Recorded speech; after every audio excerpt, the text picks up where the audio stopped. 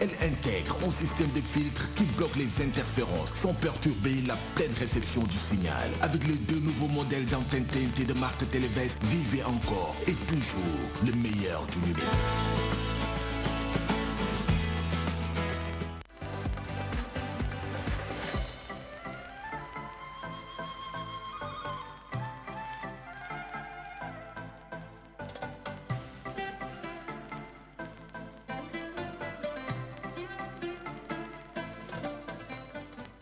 Pièce par pièce, dans les locaux, les députés de la Commission Culture et Communication ont tenu à s'enquérir de l'état d'avancement de la mise en œuvre de la TNT au Sénégal. Une visite très satisfaisante selon ces parlementaires. La TNT est une fierté nationale.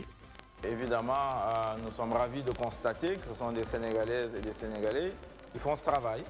Il n'y a pas d'expatriés, des jeunes Sénégalais et je pense que c'est un grand plaisir de le voir et c'est rassurant aussi. On dit qu'on n'est pas rentré dans l'histoire, hein, mais enfin tout cela, je crois que ce n'est pas vrai, on le démontre tous les jours. Et c'était vraiment le premier constat qu'on a fait. Ensuite, c'est un projet qui est difficile et qui n'est pas simple. Il faudrait que tous les Sénégalais puissent partout, sur le territoire national, avoir le même signal et gratuitement pour les télévisions sénégalaises. Au nom du président Babacar Touré, qui avait en charge cette mission-là, avec le comptant, en son nom, je me dois de remercier les honorables députés d'avoir bien voulu se déplacer pour venir.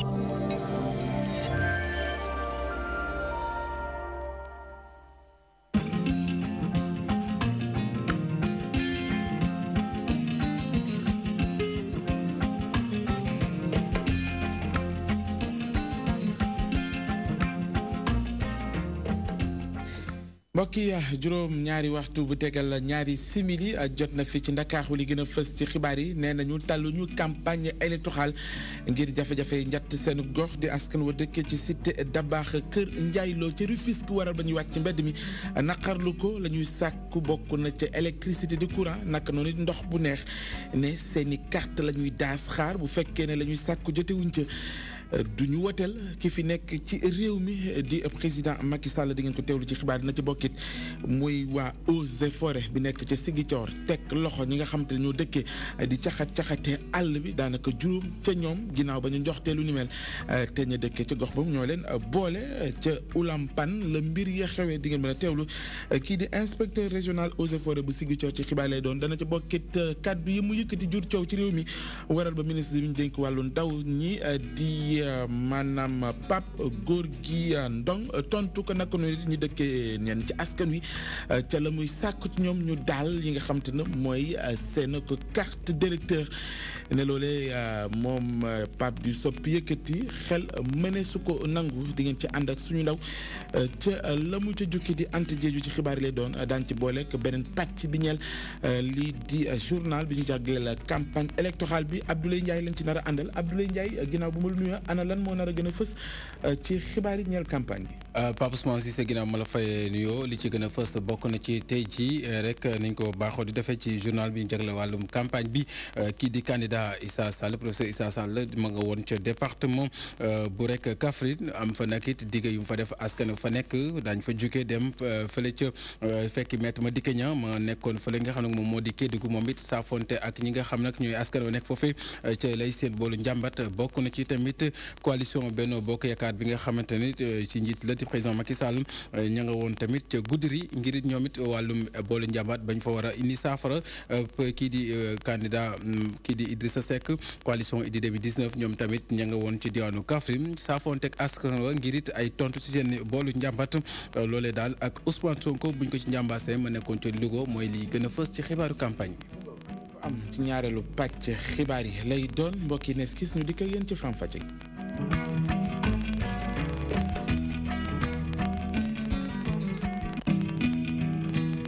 Maître Abdoulaye Wade ak kàddu yi mu yëkkati ni ki démb ci élection yu ñu dëkkmal ngir ne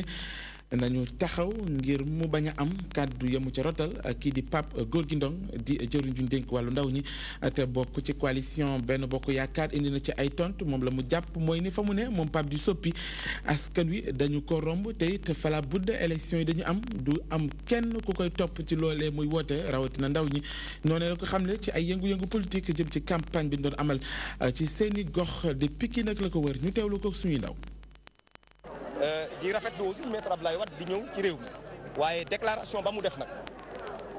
ne élection du am ci biir réew mi ñun ñii de ànduñu ci mënuñ cee ànd ak moom te dañoo jàpp ne Abdoulaye Wade nekkul candidat bokkul ci candidat yi kon nekkul ci biir jeu bi na def ni citoyen yi nga xamante ne tey ñoom ñoo war a voté rek mu yem ak ñooñu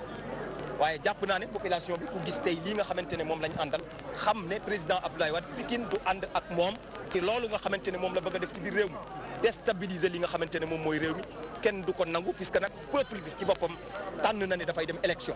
ba mu tànn 5 candidats yi nga xamante ne ñoom la désigné ne ñoom ñoo war a dem compétition ñun ñu am ci suñu candidat muy le président Macky Sall candidat de la coalition Benno Bokk Yaakaar.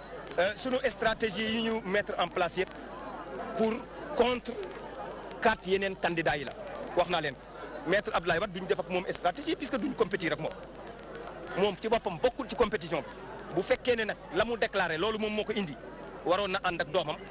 wala waroon na ànd ak ñaari doomam yi teg leen ci kanam balaa muy utiliser ndaw ñi ci xeex boo xamante ne moom ci boppam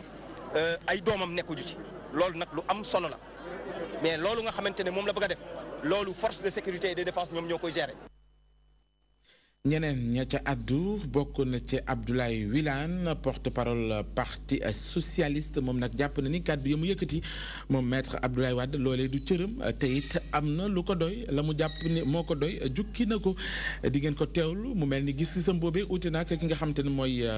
maanaam Mansour Niass bokk ci coalition Idy 2019 bokk ci ñi nga xamante ni ñoo yore lii di kàddu boobee coalition moom nag jàpp na ni kàddu yi mu yëkkati moom maître Abdoulaye Wade war nañ ko mën a jàpp ci yeneen xeetu gis-gis yu mu gis ni faaw ñu teg ca loxo waaye te baaraam ak it la mu àddu moom maître Abdoulaye Wade wax ni bis bu jotaatee ci réew mi moom président Macky Sall la mu njëkk a def mooy tëj kii di Ousmane Sonko àdduna ci it daan ci wala boog ñu ànd ceeg leeral suñu ndaw di Safiatou Koli. dellusi bu maître Wade am na solo lool ci campagne électorale bi ñu toll nii loolee la ku yor kàddu waa coalition Idy 2019 xalaat. umpul kenn ni maître Abdoulaye Wade dina indi loo xamante ne dina doon xurange tuuti dina xumbal tuuti campagne bi donc ku mel noonu su xoolee Sénégal bi mu bàyyi tey mel ni mu mel mun nañu comprendre mun nañu xam fi muy waxee di xalaat ni élection yi wax dëgg yàlla du doon ay élection yoo xamante ne méngoo nag li Sénégalais yi tàmm. waaye boobule xalaat ute nag lool ak ñu bokk ci pouvoir bi Abdoulaye Wilane jàpp ni loolu ay waxu neen la. waxi Abdoulaye Wade jooju waxi kasaw la waxi caxaan la waxi kuy cinéma la Sénégal xamme nañu ràññe nañu yeewu nañu bu baax a baax. mu mel ni kuy sànni xeer góor gi Wilane jàpp ni maître Abdoulaye Wade am na lu ko doy. Abdoulaye Wade ba tey jii xamagul ne bu doon nàkk jeex nga aj say ko kon nag moom balaa moo jéem a nettali géntub keneen na wax waxam waxi jàmbur du wax moom am na lu ko doy bu bëgg mooy ak kaala ba mën ci am marakis ak mbaxana kon na lijjanti loolu moom nel bàyyi nel. waaye waa coalition Idy 2019 di dalal xel yi ñoom nag jàpp ne ni Macky Sall du am sax jot di tëj kenn. c'est normal président Wade xalaat loolu il faut nga am tiitaange ci li mën a xew su dee Macky Sall jël na nguur gi mais éventualité boobu su dee Macky Sall mën na jël nguur gi éventualité boobu moo mënul nekk donc rien que pour loolu rek président Abdoulaye Wade ñu koy wax na sa xel dal ndaxte kii mel ni Macky Sall pare na. gannaaw bi mu ñibbisee ci Sénégal maître Wade mel ni kuy taxal njiitum réew mi su ñuy jàppee ni stratégie politique la ñenn ñi di xamle ni Wade li ko war lay def mooy taxawinam jëm ci opposant politique bu mu doon. Safiatou Koli leneen la mu wax moom maître Abdoulaye Wade ca ba muy jàkkaarloog ñi di ay militants ca parti démocratique sénégalais bokk na ca ñu taal seeni carte d'identité ngir wan ne duñu bokk ci élection yooyee ñu dëgmal ñenn ci askan wi àdduna ñu ca la ñu jàpp mooy ni du yoon bu baax bi te it kookee ko yëkkati di maître Abdoulaye Wade faw mu xool geneen kàddu ya mu yëkkati wuuteeg loole muy sàkku ci nit ña ñu dajal ñoom la ñu wax mooy ni seeni carte seeni poche te it dañuy xaar ba élection yi jub si ñu wote comme nañu koy xaaree ci ñoom ñu jàpp ne boobee mooy yoon bu baax bi Anta Diédhiou lañ ci àndal. ginnaaw bi mu wàccee ci aéroport international Blaise Diagne maître Abdoulaye Wade di ñaan rek askan wi ci ñu taal seen carte d'identité biométrique ngir rek bañ a voté lu ni mel nag ñu ci bari rek ci askan wi di ko ñaawlu. effectivement maa ngi suma carte jël naa ko récupéré naa ko. nga war a voté lu ma suñu devoir man dama koy def bon mag la kilifa la mais loolu franchement du lu ma rafetlu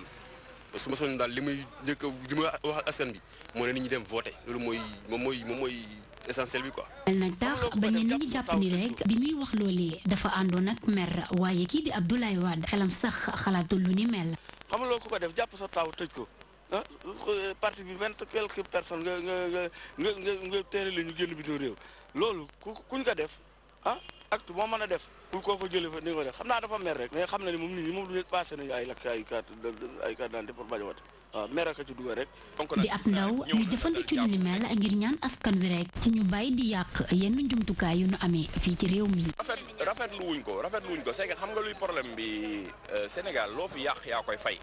yaa ngi dégg ñun Sénégal dafa am ñaari Sénégal dafa am Sénégal bi nekk ci kaw ak Sénégal bi nekk ci suuf ñun malheureusement ci Sénégal bi nekk ci suuf lañu bokk yaa ngi dégg léegi nag bu fekkee Sénégal bi nekk ci suuf nga bokk da ngay maytu tooñ da ngay maytu yàq parce que li ngay yàq yaa koy fay policier boo fi xeexal dóor nga sa mbokk wala dóor nga sa jaral wala dóor nga koo xamante ne nii xamante ngeen bis boo fi taal da ngay xëy ñu taxe la nga fay taxe wala ñu def la jox la laaj la ay frais yoo xamante ne yaa koy fayaat. maître Abdoulaye Wade ak seen fii ci Sénégal ànd ak li muy ñaan askan wi ci ne ñu taal seen carte d'identité biométrique ngir rek bañ a voté ji ci 20 fan ak ñeent ci weeru février gi loolee nag ñu ci bari ci askan wi di ko ñaawlu rek te jàpp ni li leen war rek mooy ni ñu dem voté ji ci bis boobee. Anta Diédhiou boobee élection ak it campagne bi door mu mel ni ñi nga xamante ñoo amee ay laago ak it association ya ca yëngatu jàpp ni mbetteel dëgg la ñu am. ndax gis nañu ni ci seen ko njoxt ak it seetlu mooy ni ci seeni programme ñoom candidat yi ba léegi fësalu ñu pàcc ba ñu jagleel ñoom ñoo ñi nga xamante ni am nañu solo ci réew mi te it ci la ñu bokk war nañoo mën a fexe ba ci pàcc boobee fës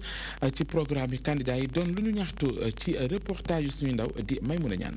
juróomi candidat nemmeeku ñu ci benn programme boo nga xam ne jagleel nañ ko way laago yi bu ñu sukkandikoo ci ñoom gannaaw sax seetlu gi nga xam ne def nañ ko ñu ne li ni mel ñu ngi koy ñaawlu bu baax a baax. dañoo def ay njuumte la ñu def mooy ñoom ñëpp a def njuumte parce que bu fekkee ni boo demee si waxuma ko si tubaab soo demee si bitim réew benn tubaab bu gaañoo rek ñëpp si wax xool lan moo tax mu faatu. parce que bakkan doomu aadama foog candidat bu fekkee ne amuñu politique sociale boobu xool nan la ñuy mën a joxe kaaraange citoyen sénégalais yi je pense que ku fi toog tamit boo moytul ni nit ñi fi nekk rek dara du changé daal peut-être. ñàkk jël ponk boobee nga xam ne kon soxal na bu baax a baax way laago yi li ni mel ñoom jaaxal na leen loolu tax kon nga cay woo candidat yëpp. rafetlu itam ñi nga xam ne jot nañu signé engagement yi. Issa Sall bu PUR. mooy Macky 2019 mooy président Benno Bokk Yaakaar candidat bu Benno Bokk Yaakaar te madame Aminata Touré signé ci place am. bi nag occasion la aussi waaw dama siy profité d'ailleurs pour woo ñi nga xam ne ñoo des. loolu tax ANPAV mu ne dina wax ci présidentielle bi ban candidat la fas yéene àndal wante day fekk moom mu bàyyi xel bu baax a baax way laago yi. mais handicapé tey jii 20% de notre population sénégalaise lañu en 2012 14000 la woon mais tey jii 20% lañu parce que accident yi ñoom ñoo ko yokk te ñooñu dañu am njaboot dañu am jabar dañu am ay doom yu majeur te dañu yore si ay carte électeurs donc nag ñun incha allahu taala fii ak une semaine dinañ def conférence de presse xool candidat bi nga xam ni moom moo prononcé wu si question yooyu. moom la ñuy jàppale. ñoom ñooñee ñu ne kon fii ak campagne bi di jeex yaakaar nañ ñu ni candidat yi daañu wax jublu ci ñoom. mooy ci programme yi ñu dégg ci wàllu wér-gu-yaram par exemple wér-gu-yaram bi ñu bàyyi ci xel bu baax a baax ndax xam nga woy laago dafa fekk dafa am ay spécificité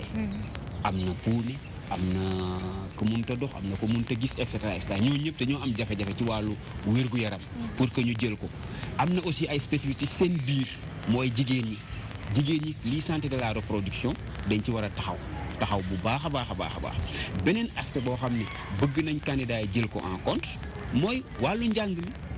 ñoom ñi nga xam ne dañuy dund ab laago ñu ne kon ñi ngi am xel bu dal yaakaar ne seen bëbët dañ ko boole ci programme yi nga xam ne ñoom candidat yi fas yéene nañ ko jagleel askan wi waaye nekkul ni loo xam ne dañ koy jël ba noppi fàtte ko. ñoom nag taluñu campagne électorale ngir ne jafe-jafe yi jatt seen bu gox di askan wa dëkkee ci cité Dabakh Kër Ndiaylo nekk ci Rufisque wàcc ci mbedd mi wane naqar googee ci ñàkkum ndox it ak it lii nga xamante ni moo aju ci courant ñoom nag la ñu wax mooy ni ñu ngi seen i carte d'identité la ñu bëgg mooy nañ leen ko defal lu ko mooy la ñu ca teg di ngeen ci teewlu kàddu kenn ci ñoom mu ngi wuyoo ci turu wala boog ñu teewlu kàddu ñenn ci ñoom ci micro suñu ndaw yu ñu teewal ci Rufisque. ñun dañuy naqarlu li nga xamante ni dëkk nañ ko ci cité bii nii gis nga xale yi yëpp njaboot gu ndaw gi ñu àndal amuñu ndox amuñu courant ñu dëkk fi pendant près de 5 ans ñu ngi nii jigéen tali bi lool jigéen Kër Ndiaye lool te kenn mënul am ndox kenn mënul am courant suñu doom yi dañuy jàngi bu ñu ñëwee mënuñoo jàng seeni leçon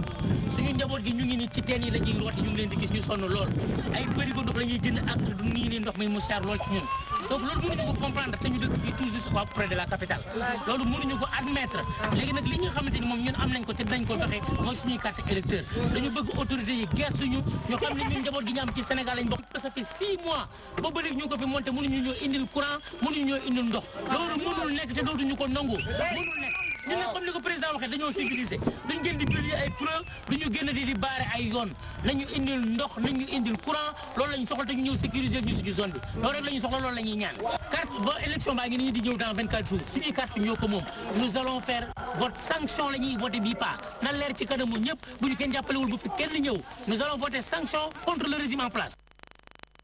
ca Ziguinchor la ñu jëm ñi dëkkee di caxatee àll bi daanaka ñenn ci ñoom teg nañu leen loxo ñii di waa Eaux et Forêts nekk ca gox boobee ñoo amee liggéey bu nu mel fa ñu jaar ba am résultat yooyu kii di capitaine Mamadou Goudiaby di inspecteur régional Eaux et Forêts bu Ziguinchor lañ ci teewlu ci ay leeral Cheikh Ndiaye teewal ñu ca Ziguinchor moo taataan ay kàddu. am na quelques nit ñoo xamante ne dañuy nekk di gor. Et comme jàmm mu ngi am ñu ngi war a gunge population yi ñooy dénoncé ñi nga xamante ni ñooy ñëw di gor bu ñu dénoncé dañuy travailler ensemble avec suñu yeneen nattango yi waa force de défense et de sécurité ñu jàppale ñu pour ñu donc fexe te ñooñu jóge foofu. saisie bi la ay xay la ak planche xay ak madrier xay ak lenke bon mu ngi non scientifique Afzelia africana moom la ñu fekk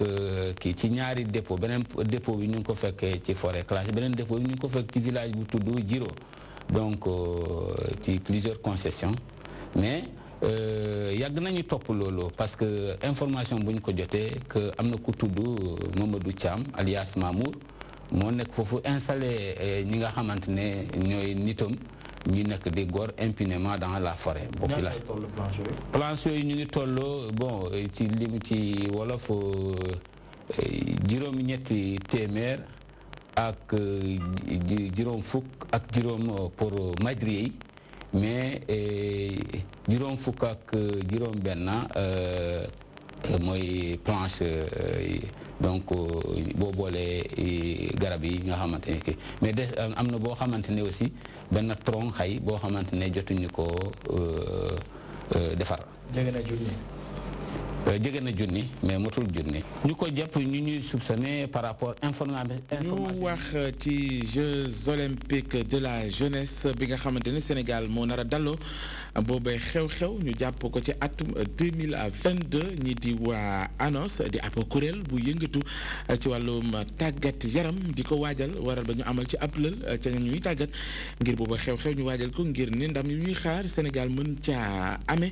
loolu yëpp jukki nañ ko ci ndaje mi ñu doon amal amal suñu ndaw di Adjara Ndiaye ma nga fa woon. Académie nationale olympique bu Sénégal nag ñooy yeesalaat seen activité yi nga xam ne ñu ngi koy def ngir gën a ñoñal xam-xam bi jëm ci olympique yi mu doon nag occasion ngir ñi nga xam ne ñoo bokk ci comité national olympique bu sport fi ci Sénégal daal di wéccoo ay xalaat yoo xamante ni dina leen mën a jëmale nu ñu taxawalee ci nu mu gën a baaxee jeux olympique ndaw ñi ci atum 2022. dalal ay nit il faut nga xam ñoom lan la ñu ut si pourquoi ñu ñëw comme ay jeunes lañu ñun dañu bëggoon dajale suñu ndaw yi dajale ñi leen di encadrer pour jox leen éléments yoo xamante ne mën nañu préparer sur le plan pratique mais préparer aussi ci seen xam-xam ñu jàngal leen lan mooy olympisme waxtaan ak ñoom ba ku nekk xam fii ak 2022 fan la ñu jëm bu nit ñi ñëwee fii suñu dëkk ñu xam lu ñu leen di wax. ngir gën a ñooñal milieu bile académie bi nag bëgg li nga xam ni moo di tribunal arbitral bu sport am fi ci Sénégal. ñu ngi xool daal lu ñuy créer pas tribunal arbitral du sport comme ba nekk Lausanne mais ñu créer fi ak juriste yi nekk comité olympique ñu am suñu yëfu bopp ba nga xam ne su coow jógee rek ñooñ dinañ mën a régler coow bi parce que sport ak coow àndul xaritoo la ñu wax donc ci loolu la ñu nekk nii pour daje ak nit ñi waxtaan ak ñoom. lu am solo la Sénégal am li nga xam ni moo di tribunal sport bu àddoo ak texte réew mi loolee di kàddu professeur Sakho. xam nañ ni que TAS lu baax la mais TAS am na lu mu dese mooy mu jël en charge problème mu Afrique yi te ci loolu nag la ñu nekk xëy na waa comité olympique yi ma invité woon tey maa ngi leen di gërëm sax si loolu ñoom war nañ jéem a xool nan la ñuy monter ñoom it fii mu am tribunal boo xamee ni dana nekk arbitrage mais fii lay yem bu ñu amee problème diggante footballkat bu nekk club bu Wakaam bi moom ak employeur am wala moom ak clubam daal bu ñu amee problème ñu jéem ko régler fii moo gën ñuy dem ba tas. ñu taxawal ko ci atum 1998 ANOS di waajal ngir rek mën a dékku Jeux olympiques yu 2022 yi ci noonu sax académie bi di woo askan wi jëpp ci bés bi ñu jagleel tuppee ko journée des valeurs ngir rek fësal lu baax li nga xam ne moom la Sénégal am. mu ngoog di waa ANOS di waajal lii di Jeux olympiques de la jeunesse Sénégal fas yéene dalloo boobu xew-xew 2022 lay doon yegg si nañ ci pàcc bi ñu jagleel journée de la campagne ak Abdoulaye Ndiaye.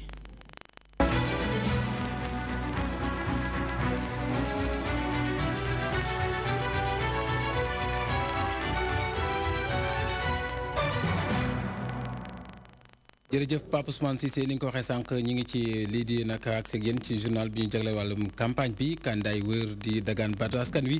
kii di professeur Issa Sall bu candidat bu PUR ma nga woon ci diwaanu Kaffrine moom nag foofee diggée na fa lu jëm ci nag ay xàll yoo wala ay ñàll yoo xam nag di ay yoon yu ñu fa war a taxawal mu mën a lëkkalee gox ya fa nekk ya làq ñu ma leen a làqati rax ci dolli wàllum nag soxna yi mboolem fu ñu war a liggéey di ay industrie war nañ ko faa taxawal digg na itamit ne lépp lu soxla wàllum wér-gu-yaram dana fa jéem a taxawal ay kër yu docteur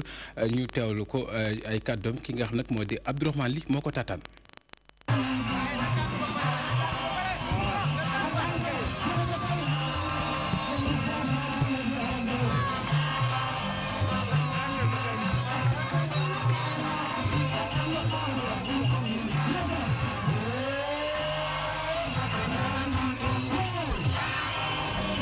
Sénégal dañu seet ñi nga xam ne ñoo ko yore ñu fàtte leen ñi ko yore mooy ñi nekk ci monde rural bi ñiy béy di sàmm di napp ak ñi nga xam ne ñooy artisan ñooñu ñoo yore réew mi wante boo seetloo budget Sénégal boo seetloo budget Sénégal 4000 milliards la boo ko xaajee ci digg bi muy 2000 milliards daanaka yépp dañuy dem ci fonctionnaire yi ña nekk ca kaw nga di mbéy di sàmm di napp ak artisan yi kenn gisu leen ci loolu nag mu nekk injustice boo xam ne dañ ko war a corriger Kaolack nag boo fi ñëwee di nga wax ñeent mais tey ñaar rek laay développé di nga wax insalubrité di nga wax insalubrité di nga wax sécurité mais Sénégal yépp laay waxal fi mu nekk ma développé ñaari thème benn thème bi mooy lu ñuy wax transport multimodal parce que Kaolack dafa nekk carrefour dafa naa ne boo fi ñëwee am na garage boo xam ne mën na la yóbbu Nioro yóbbu la Gambie yóbbu la booru Pass yooyu. noonee la ñuy woy tamit fekki maître Madické Niang candidat bu coalition Madické 2019 moom it jamono ji ma nga woon fële nga xamante ne moom moo di ca région bu Kédougou foofule nag mu mel ne jàmbat la dafa jàpp ne bëri na fa ndax boobu lépp gox dafa tumuranke lu bëri mu gis ne nag dana def kim kàttan bu ko yàlla tegee ci bopp réew mi seen jafe-jafe yooyu mu daal di caay ni saafara ñu teewlu ci Omar Danso. caravane bu coalition Madické 2019 mu ngi wër gox yi ak gox goxaan yi ci noonu la jaax région bu Kédougou mu nekk diwaan bi nga xamante ne riche na lool ci wàllum or ak mine waaye pauvreté fii la gën a ëpp daanaka askan wi gisuñu seen bopp ci exploitation yooyu les ressources naturelles li nu mel kii di maître Madické Niang daal dina ko saafaxa suñ ko fal ci bopp nguur gi. su ma ñëwee danaa ko corriger danaa waxtaan ak incha allah compagnie minière yëpp. benn compagnie minière boo xam ne nanguwuloo investir Kédougou jàppale waa Kédougou dimbali leen si ay unité de transformation dimbali leen si ay yoon dimbali leen si courant dimbali leen si ndox dimbali leen si ay liggéeyukaay ñooñu dama leen di wax ni seen toogaay fii du ma nekk. leader coalition Madické 2019 daal dina taxawal ab comptoir aurifère fii ci Kédougou loolu yëpp ngir génne askan wi si situation bi nga xamante ne ñu koy dund ci jamono ji. dama bëgg ñu créer fii benn grand comptoir de l'or dama bëgg képp ku soxla or nga mën jóge fépp soit nga ñëw jaaye si or fii soit nga ñëw jënd si or boobu suñu artisan yi mën ko utiliser di tëgg yu rafet yoo xam ni dañ leen di tuddee made in Kédougou lii di wax mooy marque Kédougou. dama bëgg aussi ñu créer ay unité de transformation yoo xam ni ay PMI lay doon ay PME ñu liggéey ak ñoom jaaduwul ñoom ju jëlee ay Dakar ñoo xam ne ñoo leen di jox ñu lekk ñoo leen jox ñu naan ñoo leen di toppatoo yenn yi fii lañ ko war jëlee. yemul foofu commune bu nekk fii ci Kédougou dina am benn fonds de financement mu duppee ko dotation spéciale. man décidé naa commune yi fi nekk yëpp commune bi ni nga toll. danaa jox lu mu tuuti dotation wu 500 millions loolu maa ko fi jëkk wax ma ni 500 millions boobu dafa yem mën na dem ba 1,5 milliard. yële militant bu coalition Madické 2019 dañoo daal di taxaw temb ngir tabb seen leader comme président de la République.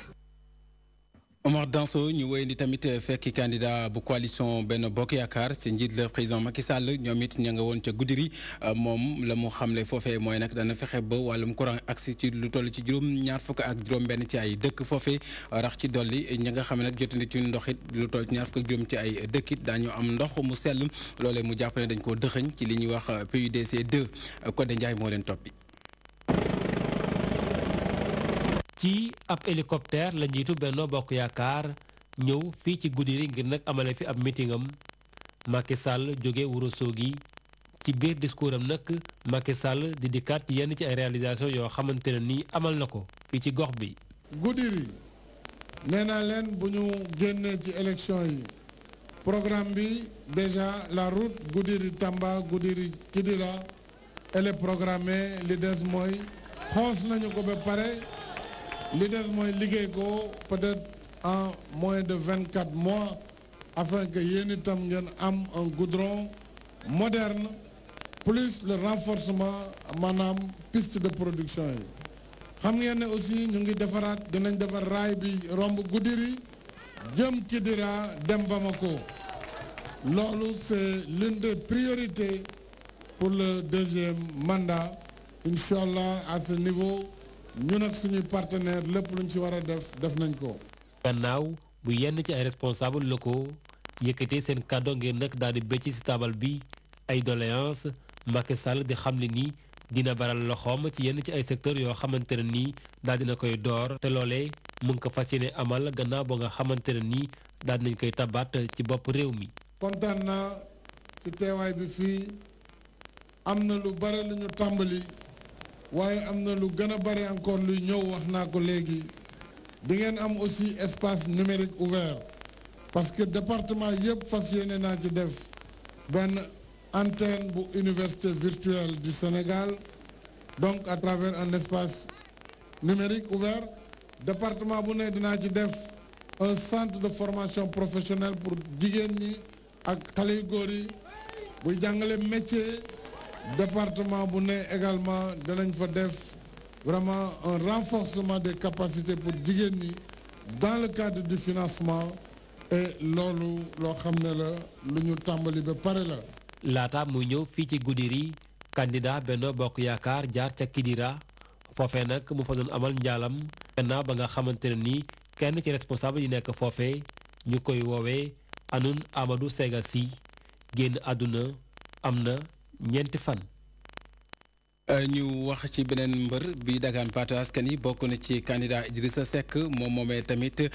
jamono ji mu ngi woon ca Kaffrine mu mel ne nag ak mbooloo mu takk ñoo ko fa teral mu xamle ne nag ñoo ko fa teeru di xamle ne nag moom daal bu ko yàlla tabbee ci réew mi ci bopp réew mi daal ci 24 février maanaam ñaar fukk ak ñeent ci weeru février dina indi ak coppar ñi maanaam xar kanam gu yees ci réew bu Sénégal ndax it bokk na ci diwaan boobet gis na ne wàllum jafe-jafe xëy ak dem beeg dikk bi loolu lépp dana ci indi ay tontu. ñu teewlu kii di candidat Idrissa Seck.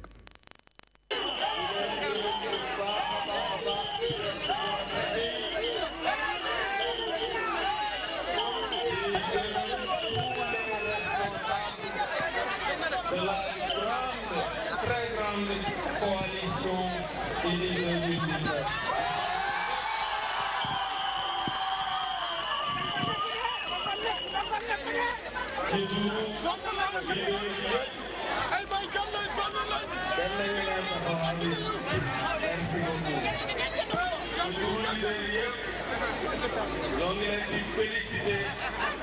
di leen remercier nga xamal ni lenn rek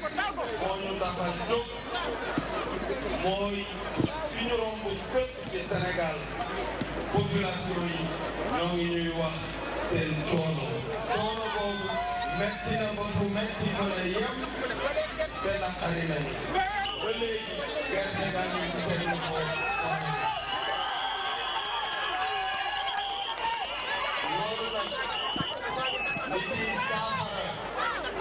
mooy nii ngeen def rek dëkk yëpp def ko mobilisé wu le 24 février bu leen di xaarante deuxième tour